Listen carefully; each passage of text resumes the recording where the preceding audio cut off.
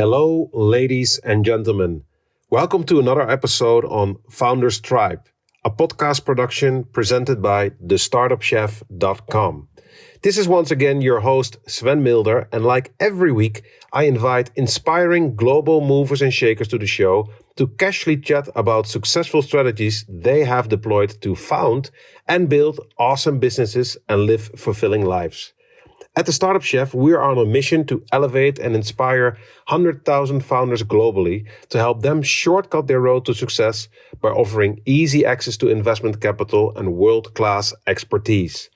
If you want to discover more or download one of our free resources that can help you propel your business forward, visit us at thestartupchef.com. Thestartupchef.com. Dear ladies and gentlemen, today a very special guest, someone that I truly admire and respect, Mr. Yinglan Tan, CEO and founding partner of Insignia Ventures, the firm with $350 million under assets that finds and scouts always the best startups in the ecosystem. Prior to this, he was the venture partner at Sequoia Capital, where he was the first hire in Southeast Asia. Yinglan sourced multiple deals from Tokopedia, Go-jek, Carousell and Appier, and previously before that he serves as well on the board of Singapore Government Pro Enterprise Panel. In other words, Yinglan is the man who does it all. He was as well honored as a global young leader by the World Economic Forum in 2012, and he has even had the time to author 3 different books, with the last one being ASEANnovation, someone that you definitely need to pick up. Without further ado, let's listen to all of the wisdom and the stories of Yinglan Tan. Thank you for taking the time today, where we're all remotely connected. And I know that you're extremely busy, and we were having some fun about it before. But what is your current remote setup to still get a lot of things done while you are working from home, right? Because you had an amazing microphone.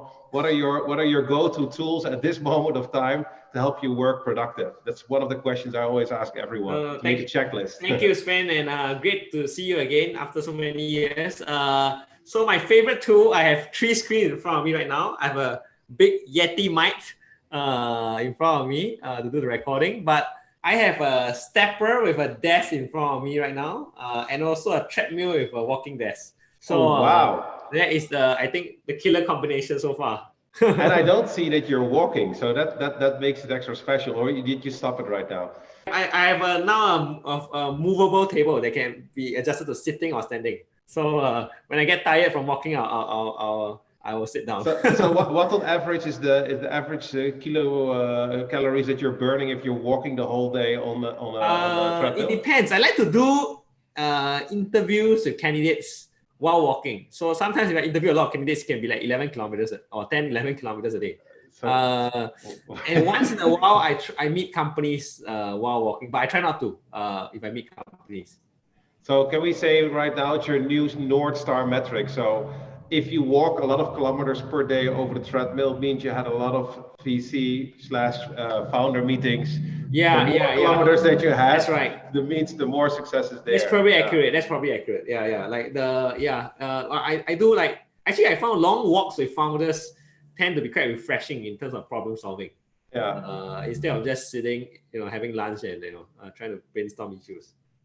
Gotcha. So if we're looking, because I was talking this morning with my girlfriend about it. I mean, we're already in November, and I still recall us making beautiful suggestions for the new year.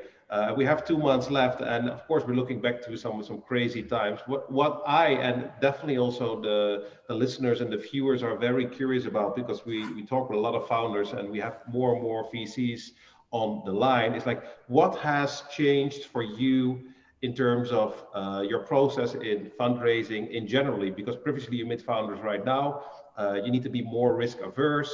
Can you walk us through your process, and if you're still crushing a lot of deals? No, I mean, no, thank you for that question. I think we are busier than ever. Activity is back to pre-COVID levels. Actually, I think we're doing more live investments right now than probably in February, which says a lot. I think, fundraising from entrepreneurs is back with a vengeance. I guess the thing that is different now is that, because it's harder to meet in person, I guess we have to rely a bit more on either entrepreneurs that we have met before already, prior in person, and two, more references, like deeper references on the founders from third party.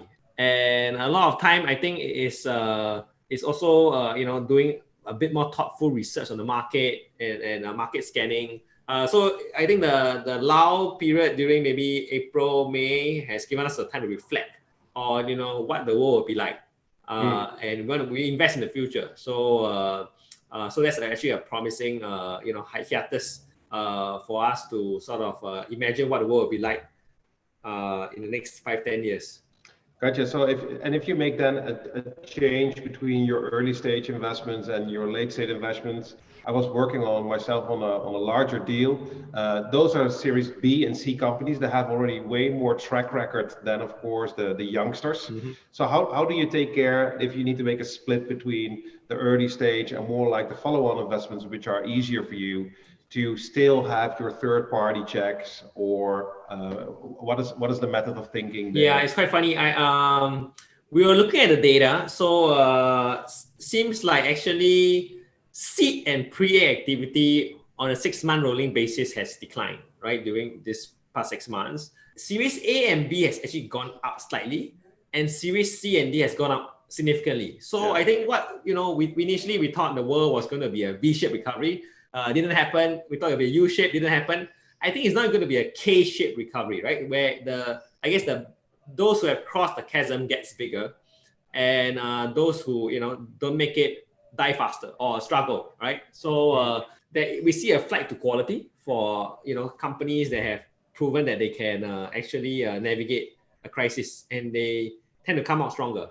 So in terms of our process, I think nothing significant has changed. I guess the tactics that we have used to achieve our so first principles haven't changed, but the tactics to achieve the first principles may have changed, right? So for example, instead of meeting a founder face to face, going to visit his office, talking to his team members, we now do a lot of as I mentioned, third party reference checks on customers, employees, even previous employees, ex-employees, or more deeper references on the founders through his previous journeys. So I think in one case we did like 18 reference checks on the founding team, like 18 reference calls before we had a conviction to invest. And this was an investment we made pretty quickly. I mean, we actually met the founder on a Monday. We did like 18 reference calls in like course of 2-3 days, and we signed a term sheet on, I think, if I'm not wrong, Friday. So it doesn't necessarily mean that the process is longer, just that a lot of work needs to happen in the background before. So you're still looking to mitigate the risk through third-party reference checks. So what is the importance of still a full-fledged data room, their investment story, and in order to convince you guys? See, I think the data room is as good as the projections in the numbers, right? And I think obviously, if the projections were done before COVID, you probably can toss them in the wind. I think a lot more margin of error has to be expected. So I think maybe less weight now on projections, but I think what really appeals to us is how the founder is thinking about the future, right? So what it really means, in the post-COVID world, in the new normal. I think we see a lot of digitized companies in the edutech space, online edutech space is soaring. Food delivery, cybersecurity are soaring, whereas those in the offline industries, hospitality, F&B, it's a little bit declining. Yeah, it's a little bit more challenging.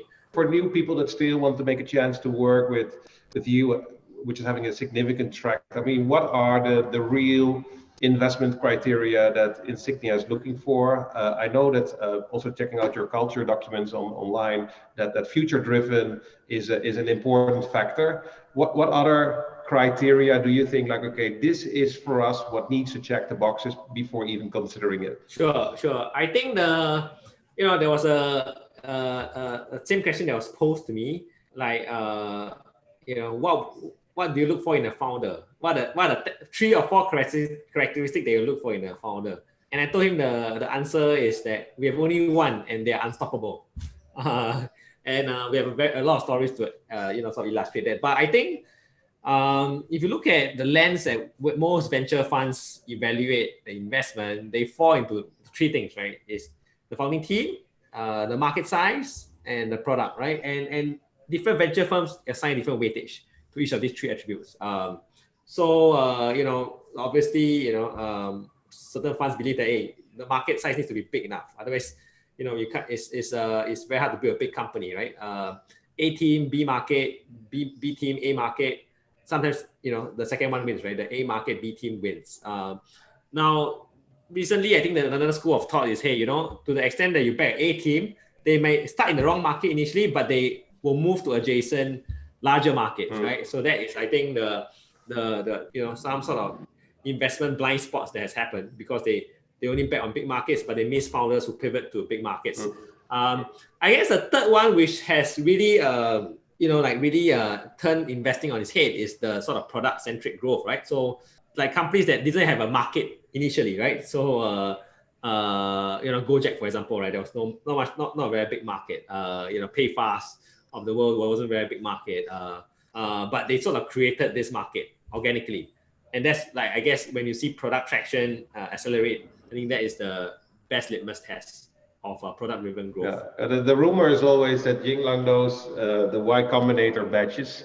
And therefore... Yeah, we do know them. Yes, we are good friends with Y Combinator. Yes. Yeah, well, that's a great... We were talking about third-party reference checks, right? I mean, all of the people, the founder that are coming from that area, that they have a certain scholarship almost to see how they can fast track and grow to build a company. Yes. Yeah. Yes. Yeah. So one of the things that has always kept me busy, as I'm following you on the line, which I think is very impressive. I mean, it seems almost that you have perfectly designed your life. Because you have a flawless track record from Harvard, Stanford. You have written a lot of books in the meantime while you're also running all of your companies. You made the step from Sequoia to building up your own VC fund, which growth significantly. And while we're talking right now, you're answering an email. So you're completely a multitasker on ones, right? So what is the secret sauce there? That's my first question. What is your strategy? How do you approach your visions and your dream? And how do you design your activities around that? Because I think that's for many people, remarkable, right? So what is the golden sauce here? So I wasn't answering emails. I was actually taking down your question because it's a very thoughtful question that I need to remember. Okay. Second point is actually, since you mentioned about the book writing, happy to let you know that Paolo and I actually co-edited a book that just launched this week, which is now available for pre-order on Amazon. The hard copies are actually being sent to our office right now, called ASEANnovation, which is a collection of stories about Southeast Asia founders and how they built tech companies. And you'll be pleased to know that a lot of the founders that that we mutually know are in the book. So happy to ship you a copy, and love to talk more about the book if you like. But I think you're very kind to say I think I wouldn't claim to have perfectly designed my life. But I think what the journey has been is akin to a sort of a soccer coach / referee / player, and I'll explain why. So I was in the government, so trying to foster innovation in the Prime Minister's office and create a startup ecosystem. So that was more akin to, I guess, a referee, right? You set the rules, you don't really get on the pitch, or you do get on the pitch, but you don't like play. Then I became a player, so worked for Sequoia, which is a great place.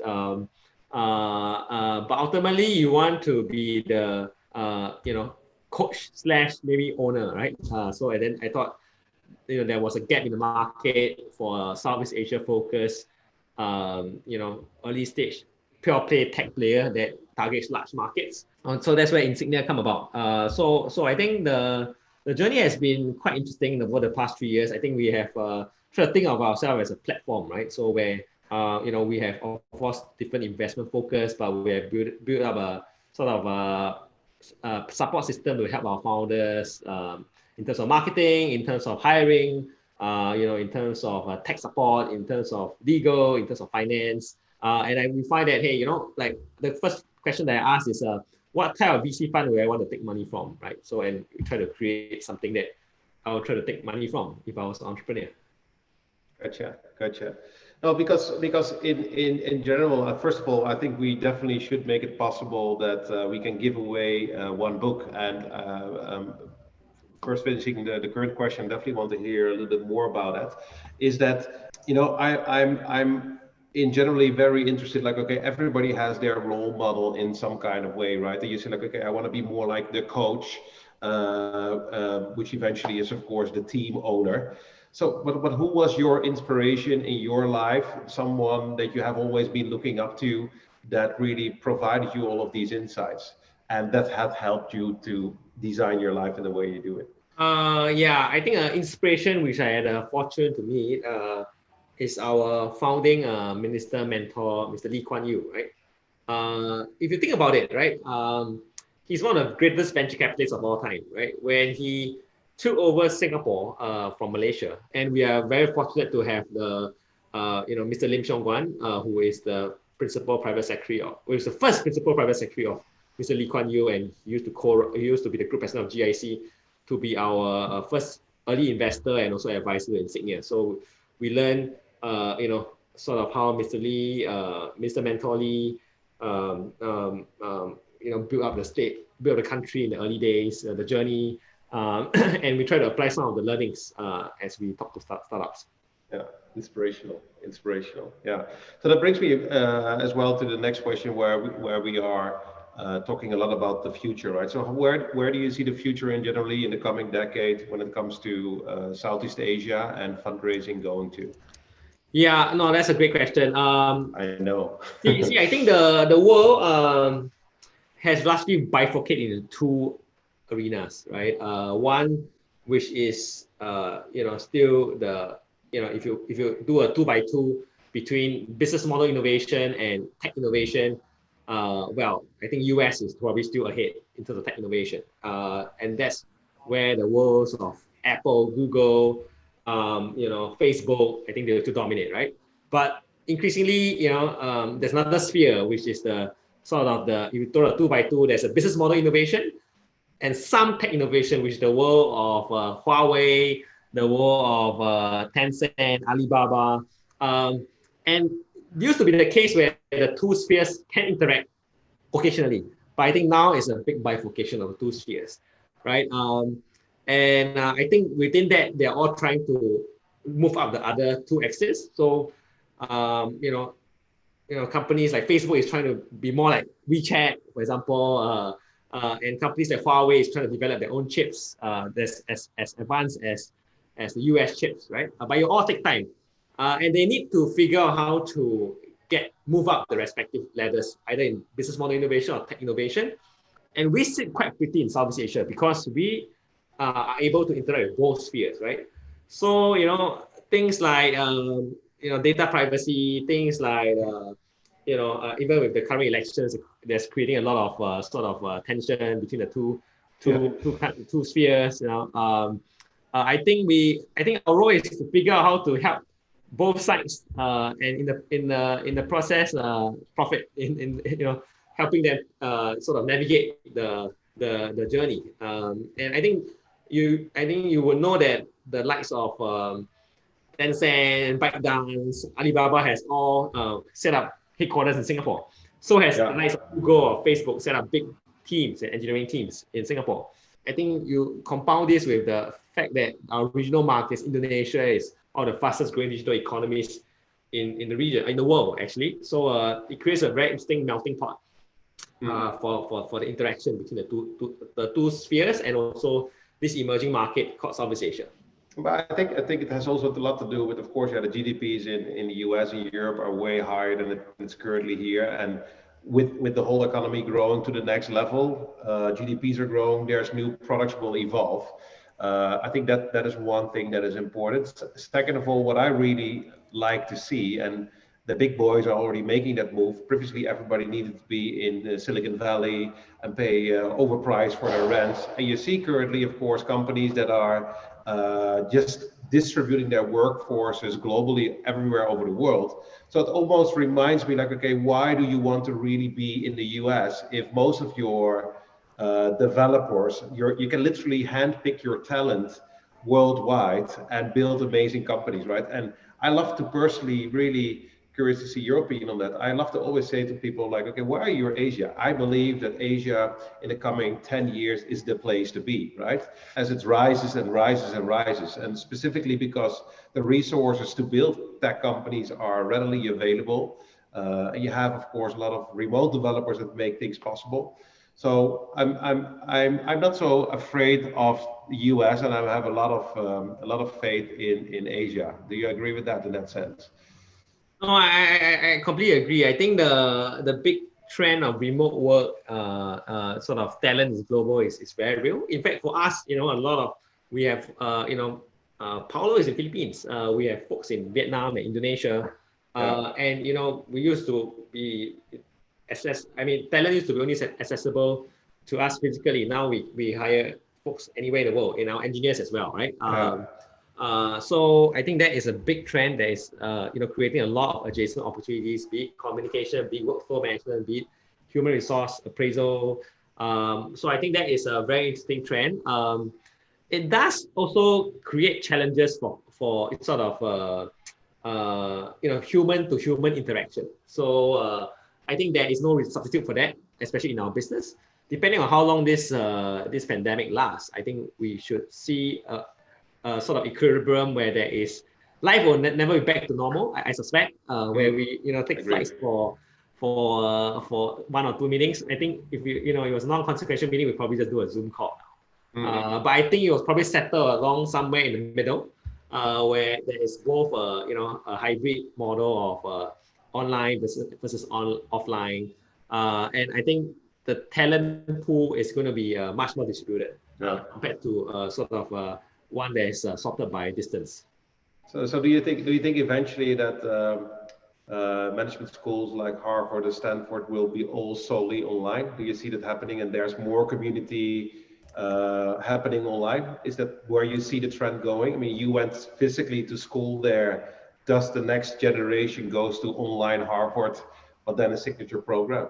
I don't think the offline campus will be completely eliminated, because no matter how you argue, there's people go to Harvard for 2 reasons, right? Social capital and signaling.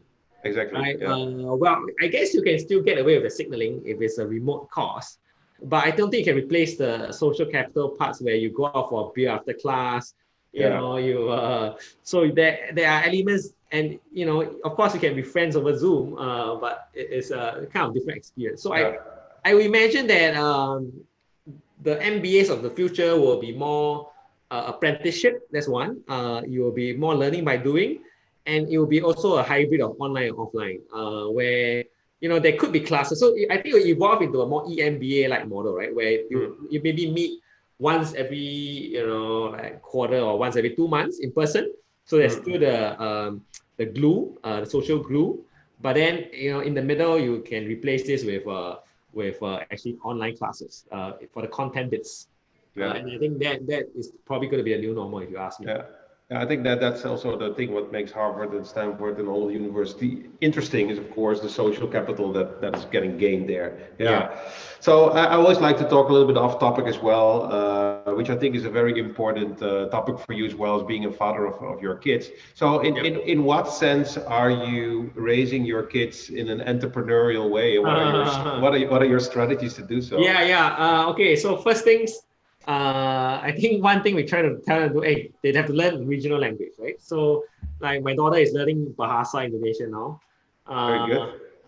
Because that's where, like most people want to learn Spanish, Japanese. She tells me to learn Korean. I say, forget it, go and learn Bahasa Indonesian, because you got to speak the language to really understand the local culture. So that's one. Two, I think it's very interesting. I tell them to start their own businesses. So my daughter has this sort of Shopify storefront that is selling art. It's called artrocks.com. Artrocks.com. ARTSROCK.com, right? So it's a painter, right? So she would personalize paintings for birthdays, Wow. for folks. And then, like she just sells for like a few dollars, but at least that gives her, like, she's 12 years old, right? So it gives her a hang of, the hard work of making a living. Yeah. And then once in a while, I bring them to the office, they help my one of my colleagues test games, so that they do a small report on some games that they test and see whether there are interesting investment opportunities and all that. So yeah, I mean, we try to at least give them a aperture into the interesting world of entrepreneurship. Yeah, yeah. No, I mean, starting your own Shopify storefront, of course, already quite remarkable at that age, right? Yeah, yeah. So, is there some specific thing that you have been picking up from your old childhood that you definitely want to pay forward to your kids as well? Yeah, sure. Yes, I think so. I think one of the things I really benefited a lot was studying in Hwa Chong International, Hwa Chong, which is a high school in Singapore. So I joined the board, which is one of the rare non-profit boards that I'm on, because I have so many like company boards. But I think the reason why is, I think there's a Chinese saying called 饮水思源, which means loosely translates to when you drink the water, you remember where it comes from, right? So Yeah. we try to give back. And one of the things we're trying to encourage is, to sort of foster the spirit of innovation even among young kids. Like, it may not be entrepreneurship per se, but like at least the willingness to tinker, to experiment, to do innovative things. So we get folks from all walks of life to give talks to our kids. And let them know that the world is not only about becoming a doctor, a lawyer, or civil servant, or a banker. There are other things you can do, right? Yeah. So is it because, I mean, there's of course AI in the world that gets crazy and crazy. I was encountered by something you should definitely check out. It's called Copy.ai, Copy.ai.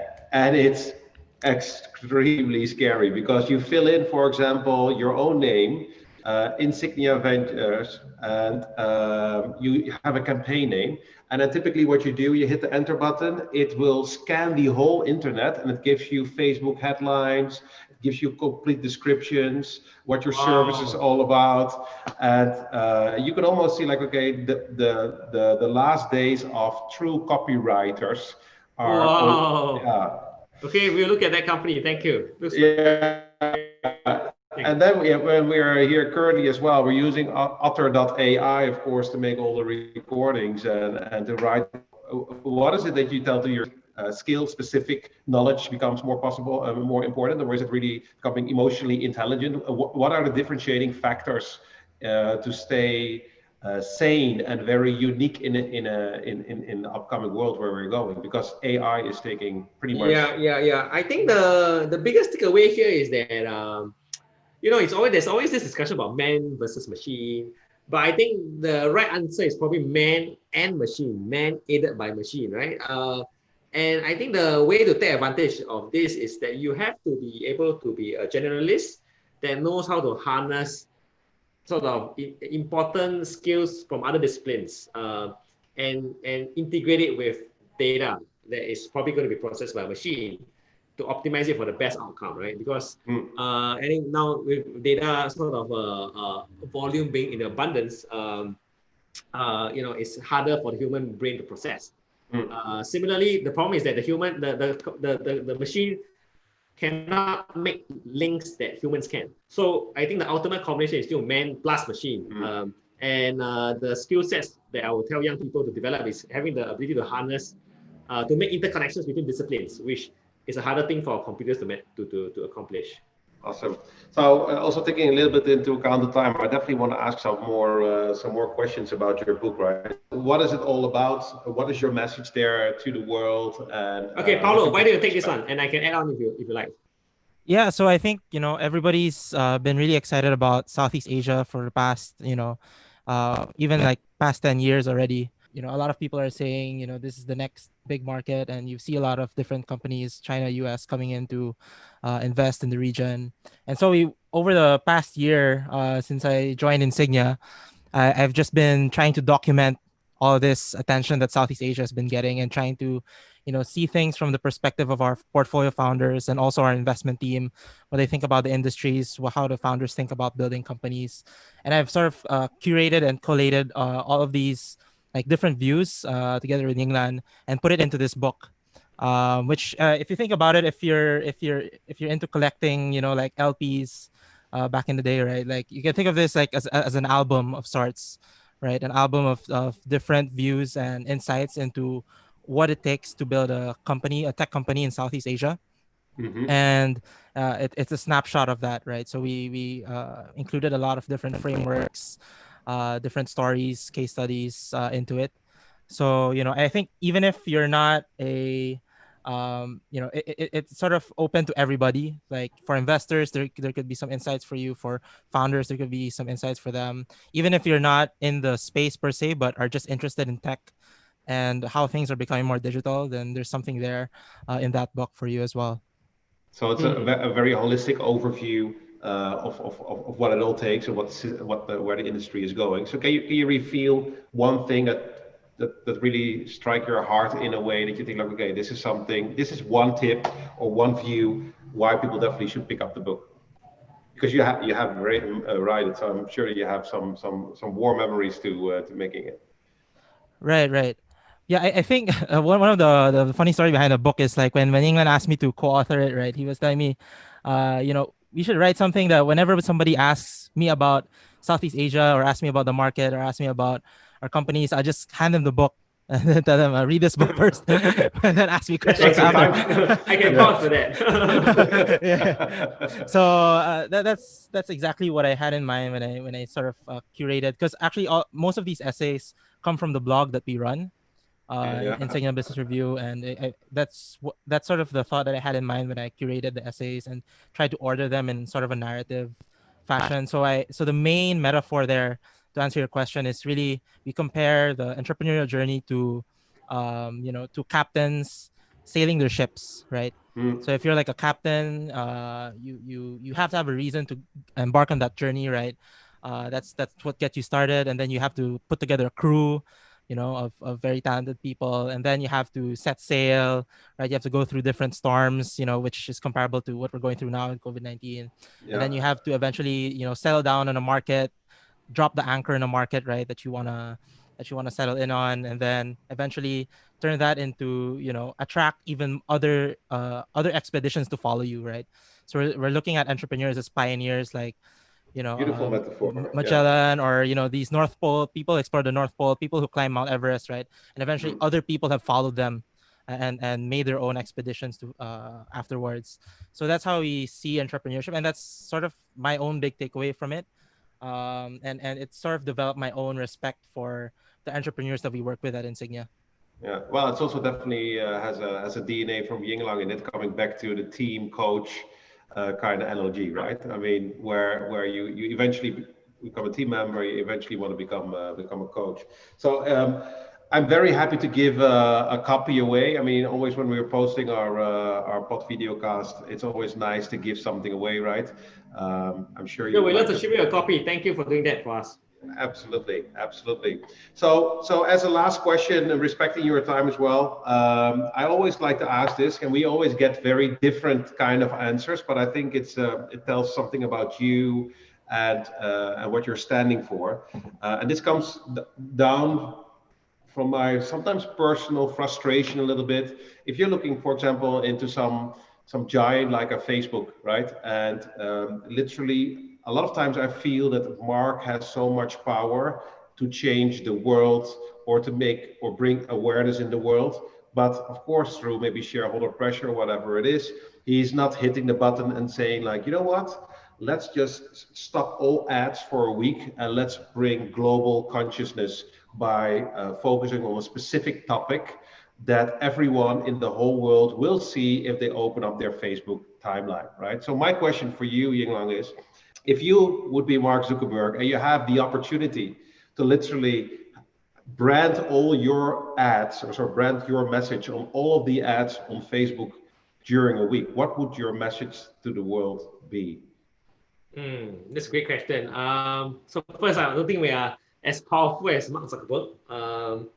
But you have the option. I mean, you have the option to do it. So, that's a great question. So I think I would say, I think one of our slogans is, we don't build good companies, we build great companies. But I would refine it to say, build things that stands the test of time.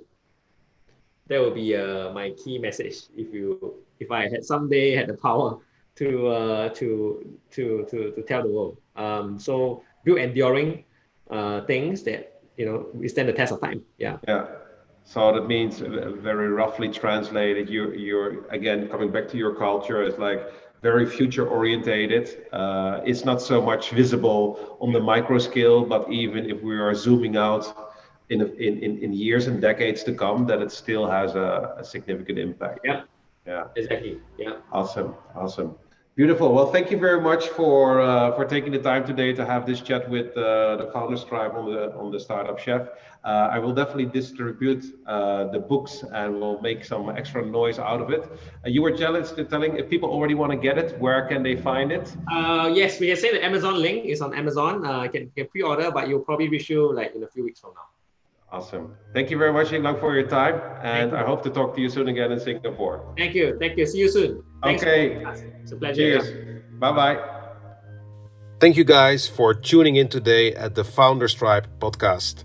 I truly hope you have found some inspiration and the golden nuggets so you can leverage this to lift your founders game.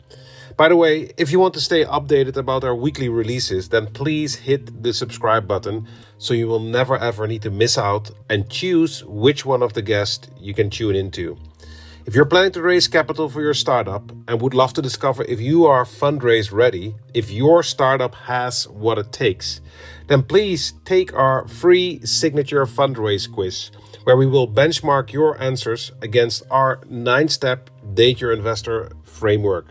As a result, you will receive a 20-page tailor-made recommendation report to be better tomorrow. Want to find out more? Go to www.thestartupchef.com, www.thestartupchef.com. Thanks for listening, and I hope to see you in the next episode.